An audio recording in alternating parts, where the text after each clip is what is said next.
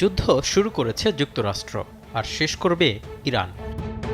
তেহরানের পক্ষ থেকে দেয়া এমন হুমকি বাস্তবায়নের ইঙ্গিত দিলেন ইরানের নতুন সর্বোচ্চ নেতা মুজতবা খামেনি। রয়টার্সের খবরে বলা হয়, মঙ্গলবার মধ্যস্থতাকারী দুটি দেশের মাধ্যমে তেহরানের কাছে যুদ্ধবিরতির প্রস্তাব পাঠায় যুক্তরাষ্ট্র। কিন্তু আয়াতুল্লাহ মুজতবা খামেনি যুক্তরাষ্ট্রের সঙ্গে উত্তেজনা কমানো বা যুদ্ধবিরতির প্রস্তাব প্রত্যাখ্যান করেন। ইরানের একজন শীর্ষ পর্যায়ের কর্মকর্তা বলেন, নিজের প্রথম পররাষ্ট্রনীতি বিষয়ক অধিবেশনে মুজতবা খামেনি যুক্তরাষ্ট্র ও ইসরায়েলের বিরুদ্ধে প্রতিশোধ নেওয়ার বিষয়ে অত্যন্ত কঠোর ও অনমনীয় অবস্থান দেখিয়েছেন। এদিকে মঙ্গলবার ইসরায়েলি পুলিশের সাইবার প্রযুক্তি কেন্দ্র এবং অস্ত্র উৎপাদন স্থাপনায় ক্ষেপণাস্ত্র হামলা চালিয়েছে ইরান। বার্তা সংস্থা তাসনিম নিউজ এজেন্সি জানায়, ইসরায়েলের উত্তরাঞ্চলে ওই হামলা চালানো হয়। প্রতিবেদনে বলা হয়, মঙ্গলবার সকাল থেকে ইসরায়েলের শাসক গোষ্ঠীর সাইবার প্রযুক্তি কেন্দ্র ও রাফায়েল অস্ত্র উৎপাদন ভবনকে লক্ষ্যবস্তু করেছে ইরানের সেনাবাহিনী। দেশটির সেনাবাহিনীর এক বিবৃতিতে বলা হয়েছে, অধিকৃত ইসরায়েলি ভূখণ্ডের একটি অস্ত্র নির্মাণ কমপ্লেক্সে ড্রোন হামলা চালানো হয়েছে, যা ইসরায়েলের সাইবার প্রযুক্তি কেন্দ্র ইসরায়েলি বাহিনীকে গাইডেড ওয়েপন সিস্টেমের সফটওয়্যার এবং হার্ডওয়্যার সরবরাহ করেছে।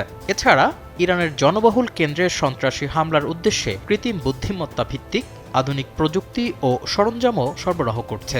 এতে বলা হয়, রাফায়েল অস্ত্র নির্মাণ ভবনটি গণবিধ্বংসী প্রযুক্তি এবং ইসরায়েলি সেনাবাহিনীর জন্য আয়রন ডোমের মতো আকাশ প্রতিরক্ষা ব্যবস্থা তৈরি করছে।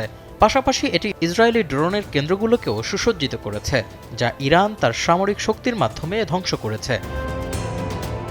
এদিকে বাগদাদে মার্কিন দূতাবাস লক্ষ্য করে আবারও ড্রোন ও রকেট হামলা চালানো হয়েছে।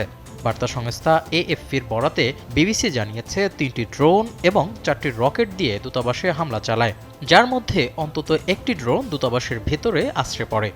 একজন প্রত্যক্ষদর্শী রয়টার্সকে জানান, তিনি অন্তত 3টি ড্রোনকে মার্কিন দূতাবাসের দিকে উড়ে যেতে দেখেছেন।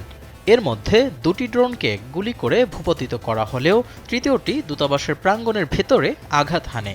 সংঘাত শুরুর পর থেকে এটি সবচেয়ে ভয়াবহ হামলা বলে এএফপিকে জানিয়েছে ইরাকি নিরাপত্তা সূত্রগুলো। এদিকে এক হামলায় ইরানের শীর্ষ নিরাপত্তা কর্মকর্তা আলী লারিজানিকে হত্যার দাবি করেছে ইসরায়েলি সেনাবাহিনী। কিন্তু এই দাবির কিছু পরেই তার এক্স অ্যাকাউন্ট থেকে একটি পোস্ট করা কেন্দ্র করে রহস্য তৈরি হয়েছে, যে পোস্টটি লারিজানের হাতে লেখা একটি চিরকুট। ইরানের রাষ্ট্রীয় সংবাদ মাধ্যমগুলো লারিজানের এই হাতে লেখা বার্তাটি প্রচার করেছে। চিরকুটটি মূলত সম্প্রতি শ্রীলঙ্কার কাছে আন্তর্জাতিক জলসীমায় মার্কিন হামলায় নিহত ইরানি নৌবাহিনীর সদস্যদের স্মরণ করে লেখা। আজ মঙ্গলবার তাদের অন্ত্যেষ্টিক্রিয়া সম্পন্ন হওয়ার কথা ছিল। এদিকে ইরানকে ঘিরে যুদ্ধ আগামী জুন পর্যন্ত চললে বিশ্বজুড়ে আরও প্রায় 4,50,00,000 মানুষ তীব্র খাদ্য সংকটে পড়তে পারে বলে সতর্ক করেছে বিশ্ব খাদ্য সংস্থা।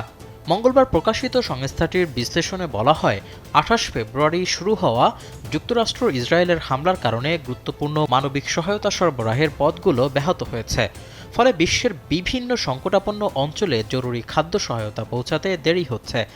ডাব্লিউএফপির উপনির্বাহী পরিচালক কার্ল স্কাউ জেনেভায় সাংবাদিকদের জানান, খাদ্য, জ্বালানি ও পরিবহন খরচ বেড়ে যাওয়ায় অতিরিক্ত 4,50,00,000 মানুষ তীব্র ক্ষুধার মুখে পড়তে পারে। এতে বৈশ্বিক ক্ষুধার মাত্রা সর্বোচ্চ পর্যায়ে পৌঁছাবে, যা অত্যন্ত ভয়াবহ একটি পরিস্থিতি।